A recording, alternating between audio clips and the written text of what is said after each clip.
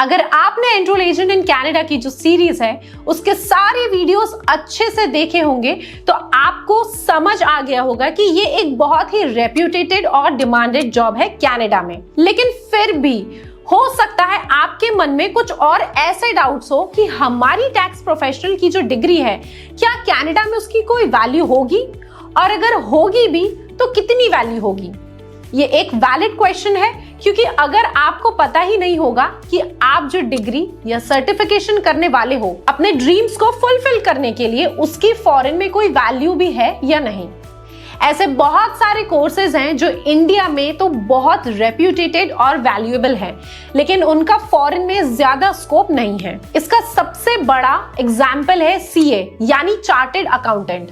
अब हम सबको पता है कि सीए बनना कितना डिफिकल्ट है और उनकी क्या वैल्यू है इंडिया में।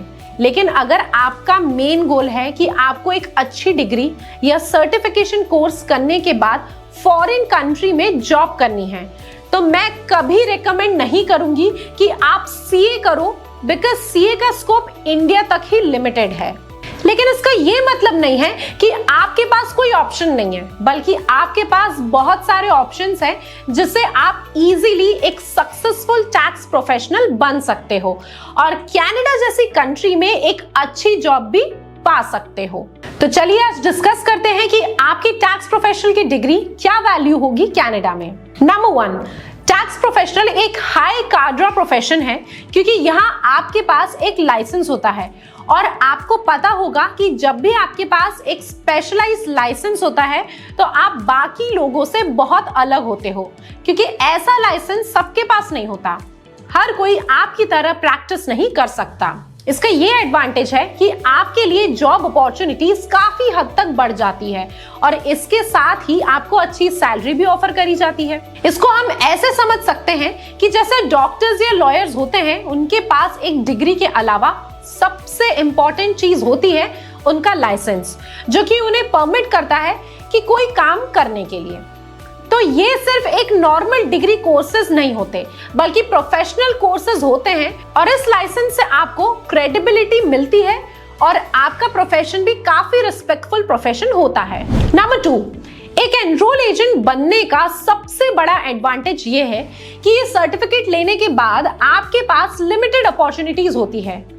अब अपॉर्चुनिटीज अनलिमिटेड कैसे होती है, चलिए जानते हैं। सबसे पहले तो आप अपनी खुद की अकाउंटिंग फर्म ओपन कर सकते हो, जहां पे आप अपने अकॉर्डिंग काम कर सकते हो अपने खुद के ऑफिस में। जैसे कि इंडिया में चार्टेड अकाउंटेंट, लॉयर्स या डॉक्टर्स अपनी खुद की प्रैक्टिस करते हैं, जिससे उनके पास टाइम और एक्सपीरियंस के साथ क्लाइंटेल भी बढ़ जाता है।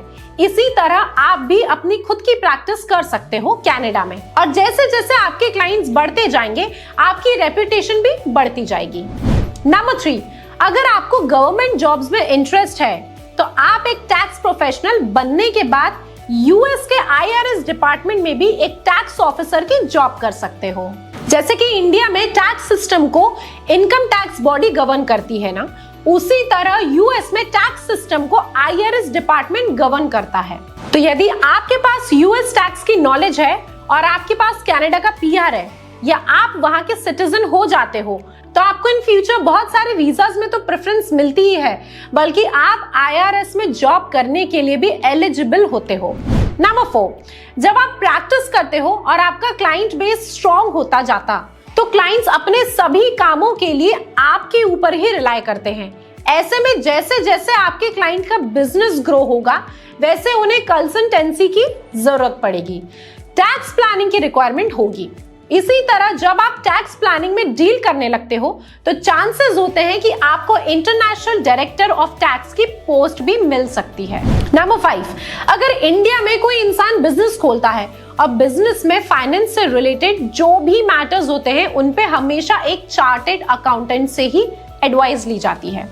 सिमिलरली, अगर आप एक एनरोल एजेंट हो तो लोग कनाडा में आपको जरूर अप्रोच करेंगे अगर उन्हें कोई बिजनेस रिलेटेड एडवाइस चाहिए होगी। तो जब आप एक एडवाइजर के रोल में आ जाते हो तो ऑब्वियसली आपका कैडरे काफी बढ़ जाता है और आपको सैलरी भी बहुत अच्छी मिलती है। इसके अलावा एनरोल एजेंट के लिए बैंकिंग कंपनीज में भी काफी अपॉर्चुनिटीज है और ये सर्टिफिकेशन आपको इमिग्रेशन में भी हेल्प करता है। नंबर 6, अब हम बात करेंगे एक लास्ट और काफी इंपॉर्टेंट पॉइंट के बारे में।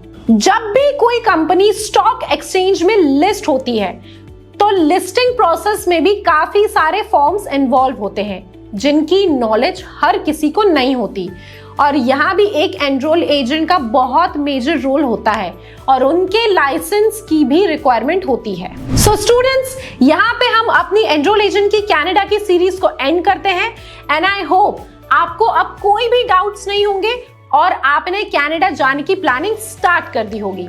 लेकिन उसके पहले आपको एनरोल एजेंट का सर्टिफिकेशन लेना होगा। इसके आगे की भी कोई जानकारी के लिए आज ही AKPIS इंस्टीट्यूट से कांटेक्ट करें और प्रिपरेशन स्टार्ट करें।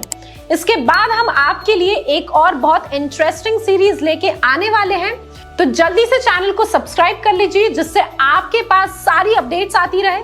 Till then, study well and see you soon.